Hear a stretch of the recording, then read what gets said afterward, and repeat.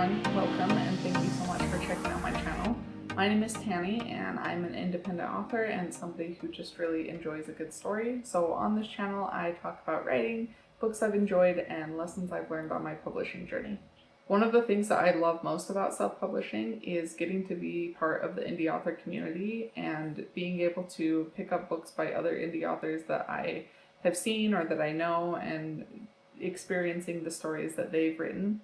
I've discovered some really awesome books that way, and so today I just want to start a new series where I will be making lists of books in different genres and highlighting some of the indie books that I've read and loved, so that hopefully you guys will be able to, first of all, know that they're out there and give them a chance if any of them sound interesting to you. Today I am going to share some of my favorite indie science fiction books. I will have links to all of these listed down in the description, so if you want to check those out, you can always click there. If any of them sound interesting to you, please go and check them out, request them at your library, add them to your TBRs. Anything you can do to support these authors and these books I know would be very much appreciated. There are a few books on here that are more dystopian or post-apocalyptic, things like that. I was going to make a separate list for those books, but then I decided that I wanted to make this list a little longer, so I decided to just put all of those in here under that science fiction umbrella. The first book I want to recommend to you all is Alethia by Megan Tennant. This is a new adult dystopian novel that is the first in a series. It's set in a world where this deadly virus has decimated most of the human race, and anybody who is infected by the virus become the depraved.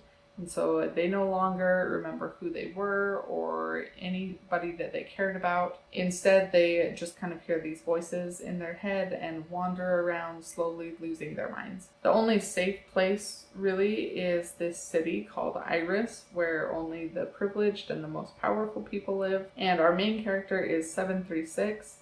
And it's her job to go out into the ruins around Iris and gather resources and things that might be valuable to them. And so she has to encounter the depraved a lot and gets into conflicts with them, and it's a really dangerous job. But also there's a lot of danger in the underground compound where she lives. We eventually see her meet this boy from the outside world and kind of learn more about what's going on. And at that point she kind of has to decide how much she is really willing or able to risk for the people that she cares about inside the compound. I really enjoyed the world building of this. I thought it was really well done. I also really enjoyed the character.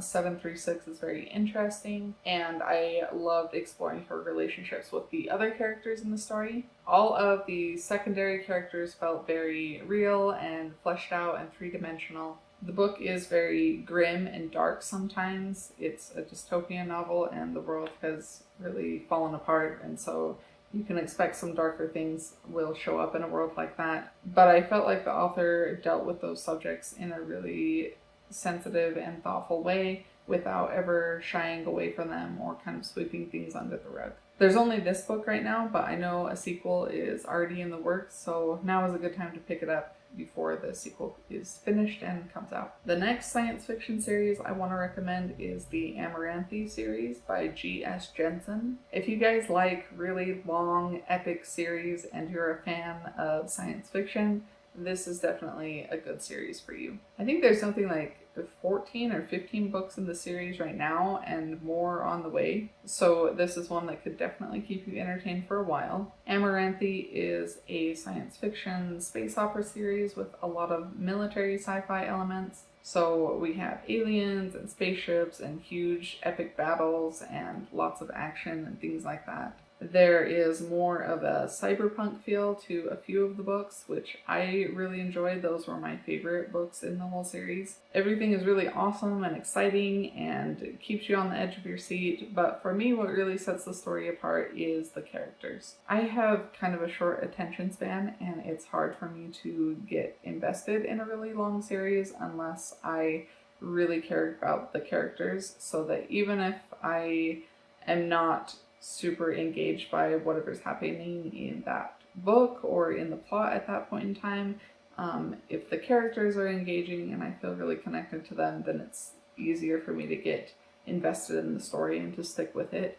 And G.S. Jensen does a really good job with all of her characters. They all feel very real and relatable and interesting, and it's been really fun to kind of watch them grow and change over the course of the series. There is a pretty big emphasis on romance in these books as well, especially in the earlier books in the series. That's probably not going to be for everyone, but I personally really enjoyed that and just enjoyed watching those relationships grow and develop. I just really enjoy character relationships in general, whether they're romantic or friendships or, even enemies. I just enjoy watching those relationship dynamics play out.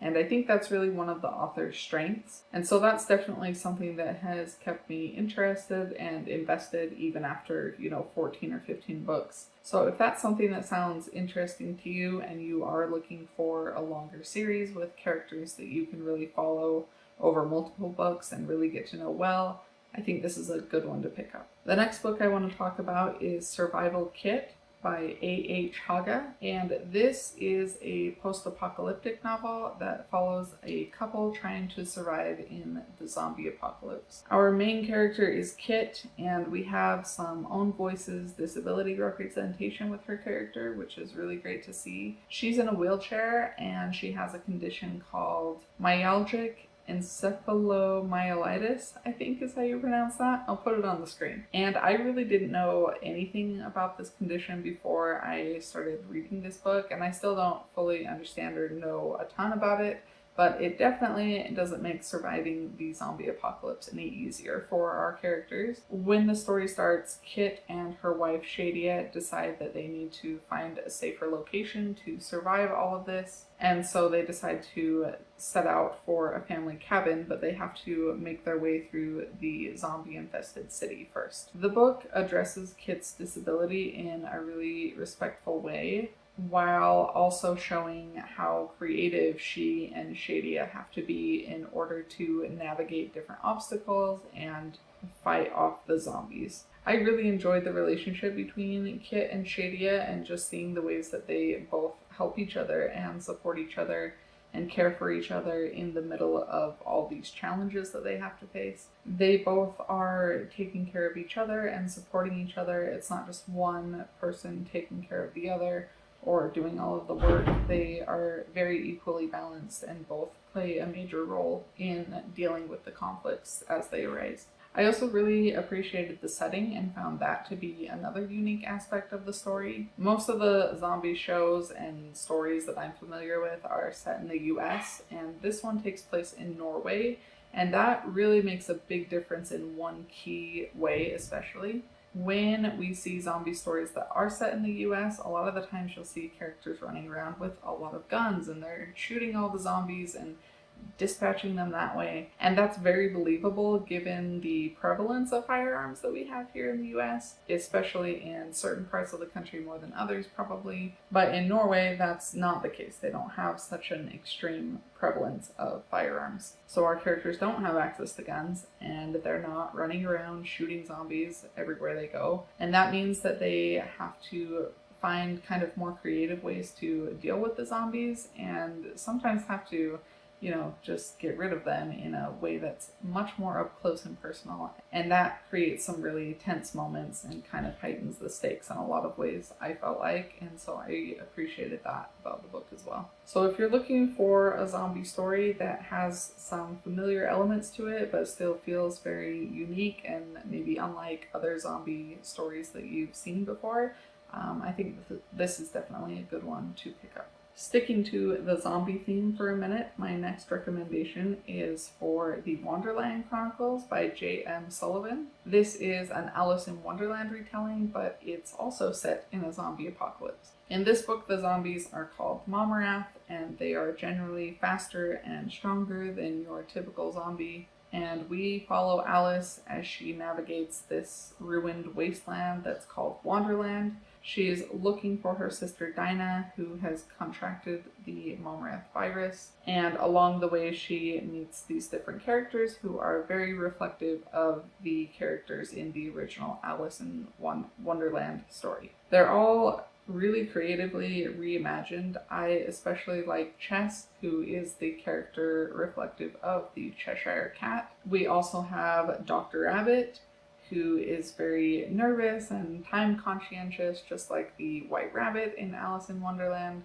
And then there is also this very twisted Dr. Matt Hatta, who, as I'm sure you can guess from the name, is based on the Mad Hatter. And those three characters in particular are written into the background of the story and the world building in a way that feels very unique and kind of unexpected. It made the story feel like it had its own unique twist instead of just being a copy of Alice in Wonderland set in a zombie apocalypse kind of world. I also really enjoyed the tone of the book. It's really dark and creepy, which feels very appropriate for the zombies and everything going on with that. But then there were also like some more lighthearted, kind of humorous moments that gave it almost just more of a lighthearted, whimsical kind of feeling, similar to what you find in the original Alice in Wonderland story. It's a really unique retelling, and I think it's a unique concept for kind of a zombie world, so if that sounds interesting to you, definitely pick it up. The next book I want to talk about is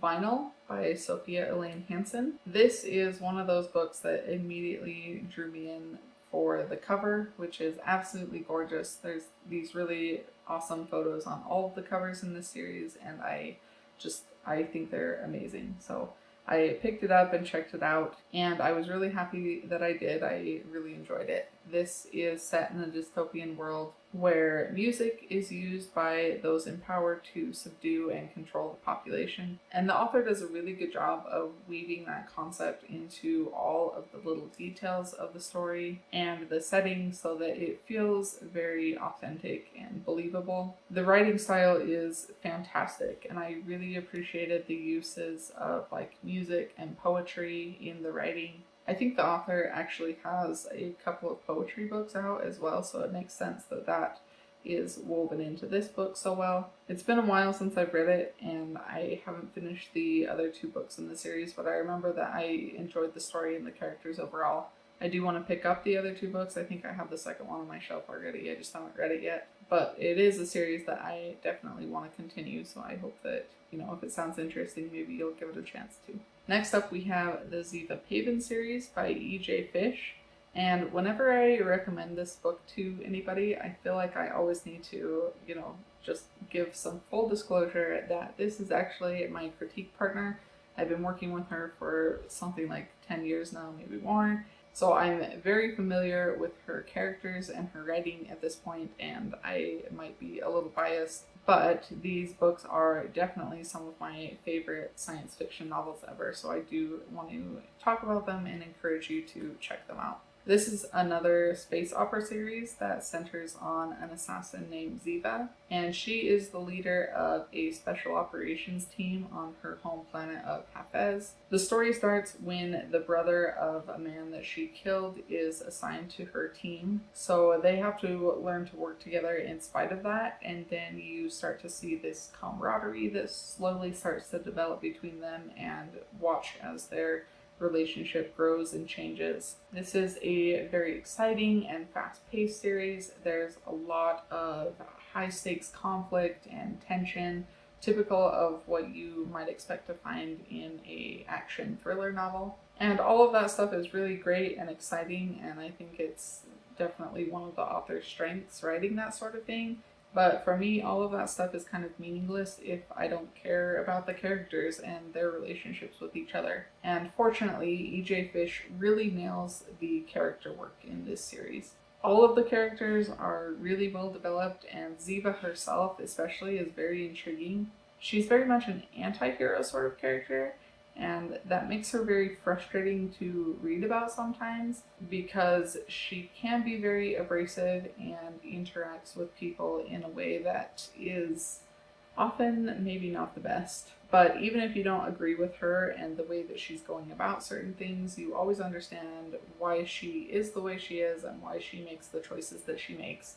And I always appreciate characters like that and find them really interesting to read about. The relationships between the characters are also very interesting and very well developed, especially the relationship between Ziva and Araska, which is kind of central to the whole series. Right now, there are 3 books out in this series, which is the main series, and then there's kind of a spin-off duology called the Ziva Payvan Legacy, which has 1 book out right now and another one that is in the works and hopefully releasing very soon, but we'll see. If you like really fast-paced books but also want kind of a focus on characters and character interactions and relationships, I think this is a good one to pick up. The last book I want to talk about is Cute Mutants by S.J. Whitby. I'm not entirely sure how much this one counts as science fiction. It's a superhero story, and I'm not exactly sure where to put that. I think that usually gets categorized under science fiction, right? We're gonna put it on this list anyways. So Cute Mutants is about a group of ordinary teenagers who all suddenly develop superpowers after they kiss the same girl at a party. It's young adult, it's written in first person, and our main character is Dylan.